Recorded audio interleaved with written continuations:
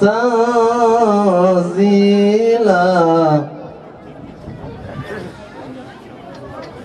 tasbir. Osmanlı'nın kuruluşu, kurtuluşumuz, Büyük Millet Meclisi'nin açılışında hep cami unsurları ve cami merkezleri vardır. Camiler bizim hayatımızda böyle hayati bir öneme sahiptir. Hayırlı olsun, cemaati bol olsun mahallemize. Camimizin hayırlı olmasını diliyorum, cemaatinin bol olmasını diliyorum. Katılımlarınızdan dolayı da hepinize teşekkür ediyorum. Makam bitecek, ömür bitecek. Geride ne bıraktığınız çok önemli. Geride inşallah Yüce Mevlam Sayın Vekilim gibi itibarımızla, şerefimizle her şeyi bitirmeyi, hayatı bitirmeyi nasip etsin diyorum. Cami çok önemli.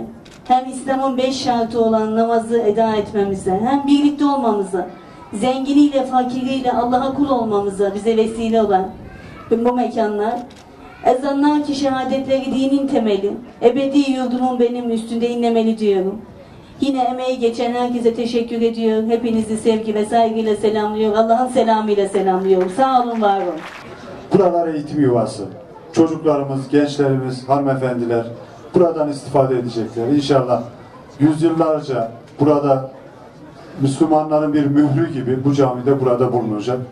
Ben bu vesileyle rahmetli vekilimize Allah'tan rahmet diliyorum. Pırıl pırıl evlatlarına, babalarının ismini yere düşürmedikleri için teşekkür ediyorum. Hayırlı uğurlu olmasını diliyorum.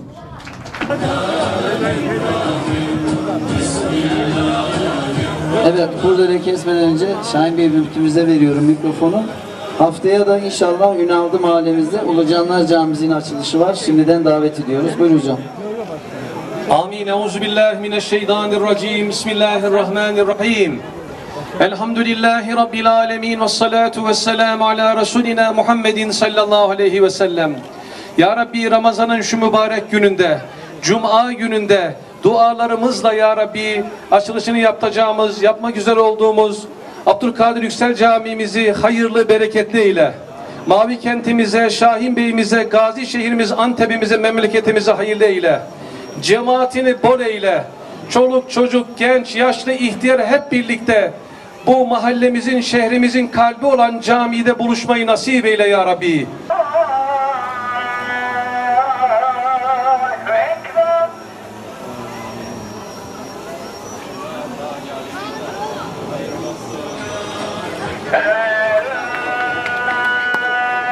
Ya Allah, Bismillah. Hayırlı uğurlu olsun inşallah.